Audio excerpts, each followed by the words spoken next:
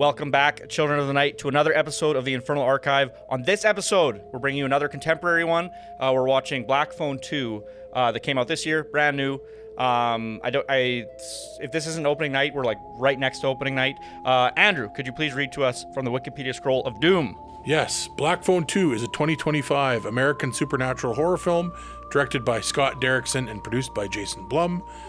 As Finn, now 17, struggles with life after his captivity, his sister begins receiving calls in her dreams from the Black Phone and seeing disturbing visions of 3 boys being stalked at a winter camp known as Alpine Lake. Now, if you know me and you've talked to me about the first Black Phone, you'll know that I don't think it's a bad movie, but it's not a movie that necessarily floated my personal boat. I actually thought it was quite good. I thought it was like, in terms of like the world building, like the actors, Ethan Hawke is one of the greatest actors of contemporary times. I thought all that was good. It was a movie that didn't quite float my particular boat, but it's the type of movie where if somebody said like, wow, this is like my favorite movie, I would never besmirch them. I actually thought it was quite well executed. Yeah, I enjoyed it for what it was. It was, I would say, more horror adjacent than like actually horror. Bit of like a coming of age story. Kind of went that route with it because it's the main character. If you haven't seen the first one, is a younger boy, like 11 years old, maybe something like that. 11, 12, something like that. Something like that. Anyways, but it's interesting with this new one. I'm not going to spoil the first one, but like, there's a thing that happens in the first one which would lead you to think that there couldn't be a sequel. But they really have taken the new one apparently in its own unique sort of route. They're going more of like a Nightmare on Elm Street type deal, which is interesting. And I like that. I think if you're going to make a sequel to something, like try to be creative with it. Don't just do the same thing over again. And it's getting lots of hype. The other thing is like tons of really good reviews, lots of really good marketing. Lots of people are saying it's an excellent film and a different direction, and so I'm excited to go see this one. Yeah, I think the critical consensus has been like in the high 80 percentile, so like, which I think might be better than the first one. I can't remember, but anyways, it is getting really good early reviews. But anyways, we're gonna go pop over to the theater. We're gonna check it out, and we'll give you our thoughts when we're back. Don't think about doing it, Lewis. The place is evil. Welcome back, Children of the Night. We just went and saw Black Phone 2, directed by Scott Derrickson. Just got back from the theater. Okay, Andrew, what'd you think? Yeah, just not. I had a list of things in my head. So I'm like, I hope they don't do this and this and this. And they did, like, literally everything. And I'm going to, like, I knew the movie was going to go fully off the rails when there was an offhanded comment that one of the characters makes about the killer guy that they're stalking, the grabber, which is also a silly name, but about him being, oh, he was an excellent skater. And I'm like, this is going to just be nonsense by the end. Like, I knew that we're going to have a fucking skating bullshit thing in the ending, and we got just a bullshit ending of I don't know. I don't even really know where to start. Aggressively mediocre. This is pretty much the worst video ever made. Napoleon, like anyone can even know that. You know what, Napoleon? You can leave.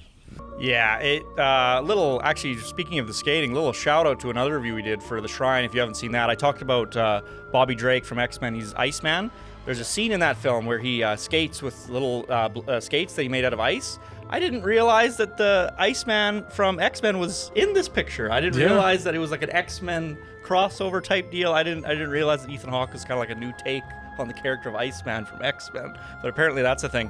Yes, I did not like this film, and the more that I think about it, the less I like it, and the more that like you said, the more that the aggressive midness of it makes me mad. We were kind of talking about how, like, at least if there's an egregiously bad film, like there's like technical errors and all this stuff, like whatever, at least there's enjoyment to be had in the like absurdity of how bad it is. Like, and like ripping it apart. Yeah, like the Room is probably the most famous example of just like a movie that's so bad that it's really enjoyable to watch still.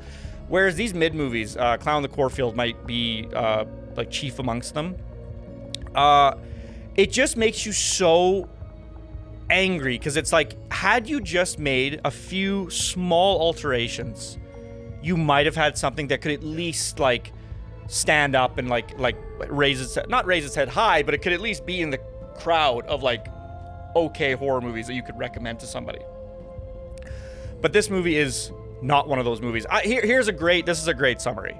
When's the last time you saw a horror movie where no one dies?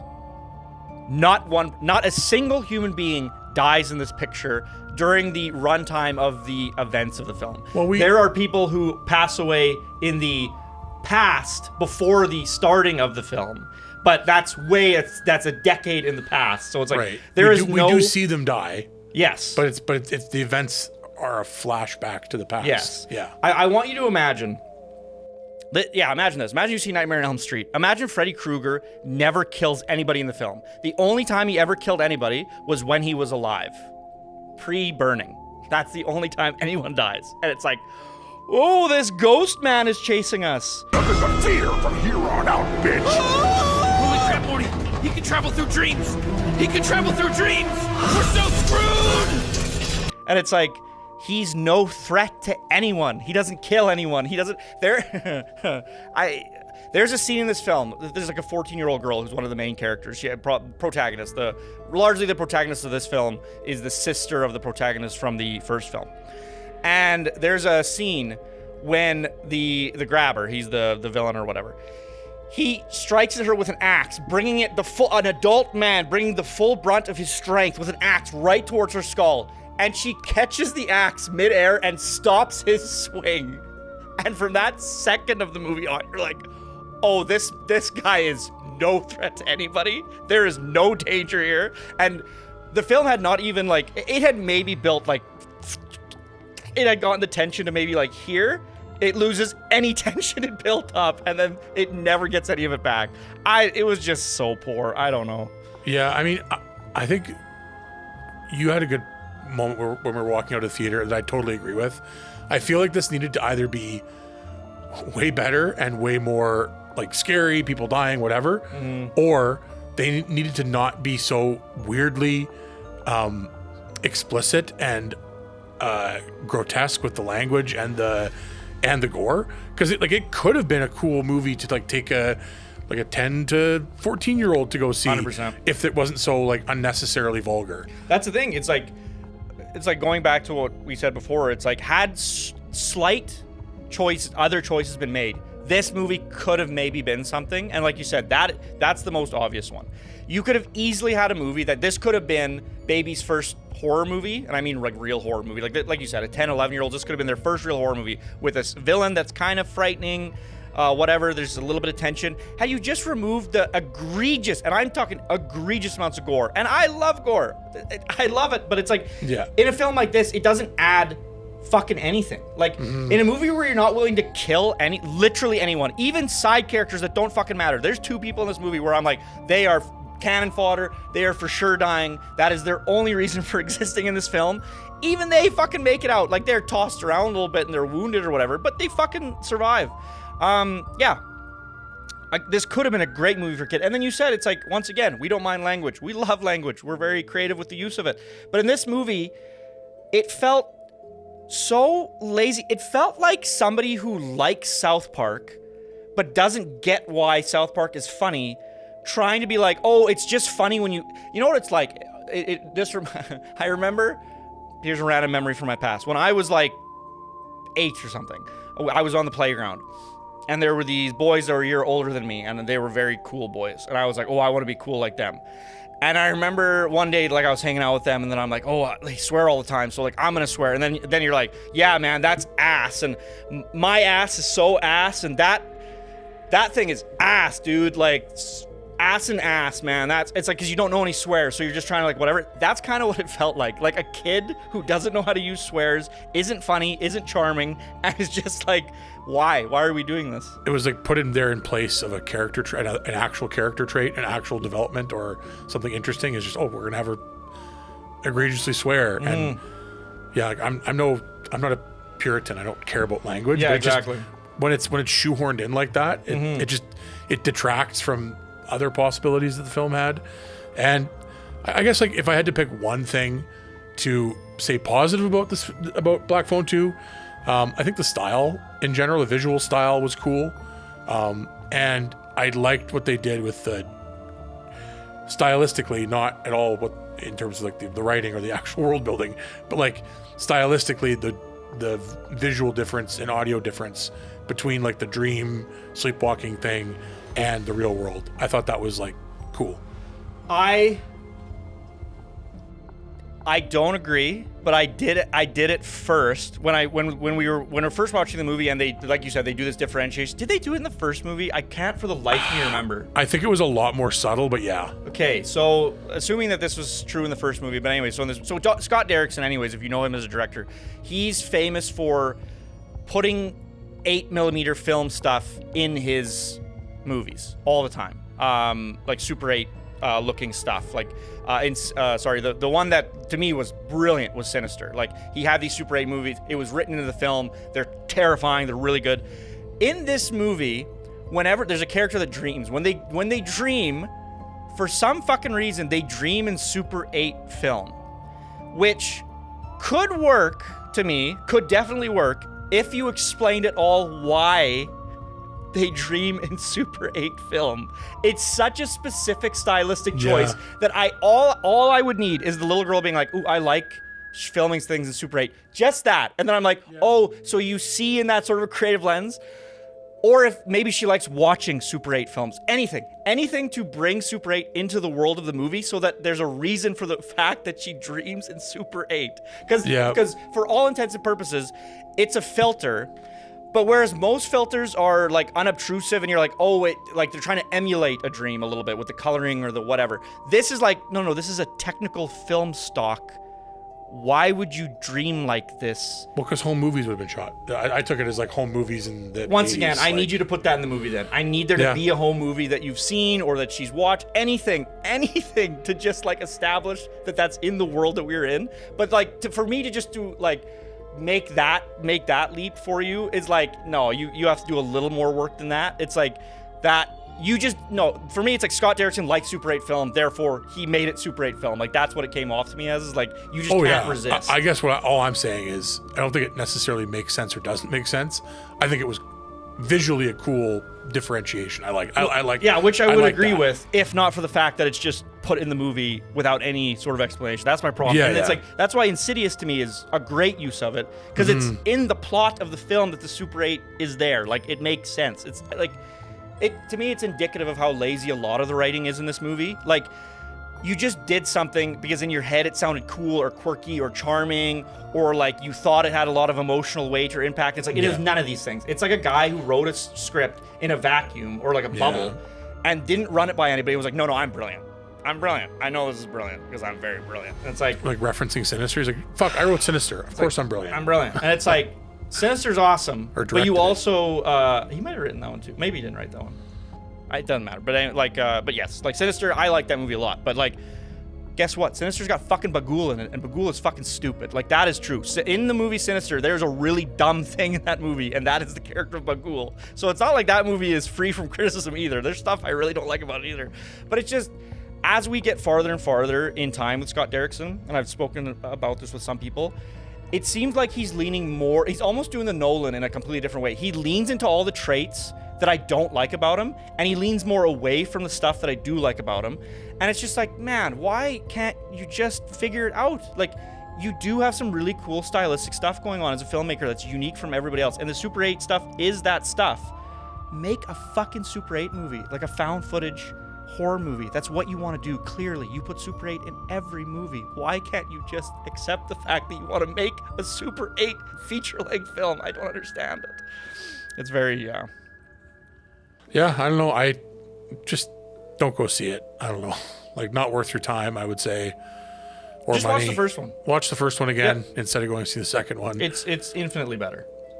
Like, the first one just retreads all the old ground. Or the second one retreads all the same ground of the first one with a very slight different take on it. And yeah, at least the first one, what it had going for it was it right at the beginning of the movie, it established like all these children are missing. So right when our main character gets kidnapped, you are tense the whole time. You're like, he is in danger of losing his life. Like, that is true for the entire film. This film doesn't have that at all. There is no tension. No. You are not scared for them. Because they never established, I'm just going to kind of spoil it, fucking the grabber's a ghost in this movie. He's Freddy Krueger. Except Freddy Krueger, who doesn't kill.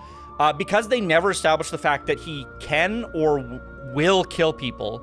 No, well, they say that basically it's a guy saying, "I will kill you," and then lots of running away, and then nothing happens. Okay. And also, it's so stupid. This is the other. We didn't touch on this. It's so fucking dumb. There's not really like in Nightmare on Elm Street. There's a very clear like he gets you when you're asleep, and you are safe if you're awake. But if not, then you're in his realm. And in this, it's like this weird nebulous like. If she's asleep, then he can get her, but he can also just get everyone all the time. Yeah. And he's invisible, but he's. I don't know. It was just very poorly. Sort of the consistent, because you're right. It feels wildly inconsistent, and they don't establish the rules clearly enough for you to like really get any sort of bearing on it. But from what I gathered was someone needs to be asleep for him to interact. But from what I gathered, the second someone is asleep, he can fucking do anything. He can interact with anybody. He is, for all intents and purposes, he is the invisible man. Literally. There it's like you can interact with him and like choke him while he's invisible. Yeah. It's very odd. But anyways, then like when this is established, you're like, why don't you literally just wait till they're why don't you just not do your weird little creeping thing? Get them all to the camp, wait till everyone's asleep, and then go slit all their throats in their sleep. Why? Why? It's so easy. Especially because his stated goal is, I want to kill you all. Yeah, that's it. And it's like... It would be so easy. It would be so... Can you imagine being invisible? Being literally invisible to everyone? Yeah. And like... You have one goal. And you have one goal, and you still can't kill a group of teenagers. Hyper incompetent. You're a grown man with the strength of a grown man. Yeah. Also, you're a supernatural force that's invisible. Yeah. And you can't figure it out. Yeah. You dipshit. You absolute buffoon. You waste a fucking... What are you? What? How? What? How? You had it on a platter in front of you.